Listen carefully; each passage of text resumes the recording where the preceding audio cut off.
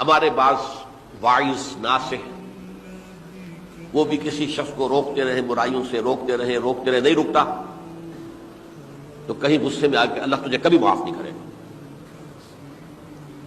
یہ کتنا بڑا جرم ہے، اس کا اندازہ کیجیے اس حدیث سے۔ تو میرے بندے کو میری رحمت سے مایوس کر رہے ہیں، کتنا بڑا جرم ہے اس کا اندازہ کیجیے۔ کہ اللہ کے رسول صلی اللہ علیہ وسلم نے ایک واقعہ بیان کیا، ان رجلا قال،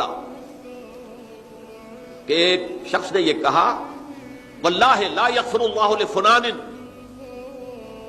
کہ خدا کی قسم اللہ تعالیٰ فلاں شخص کو کبھی معاف نہیں کرے گا۔ وَأَنَّ اللَّهَ تَعَالَى قال، اس پر اللہ تعالیٰ نے یہ فرمایا، مَنْ ذَا الَّذِي يَتَعَالَىٰ عَلَيَّ، یہ کون ہے جو میرے اوپر حکومت کرنے والا آ گیا، جو میری طرف سے حکم لگا رہا کہ میں کبھی معاف نہیں کروں گا۔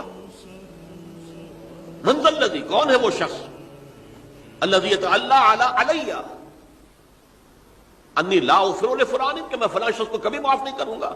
قد غفرت لفلان، اس کو تو میں نے معاف کر دیا، وَأَحْبَطْتُ عَمَلَهُ، اس شخص کے تمام اعمال میں نے ضائع کر دیے کہ تم نے میرے بندے کو مایوس کیا۔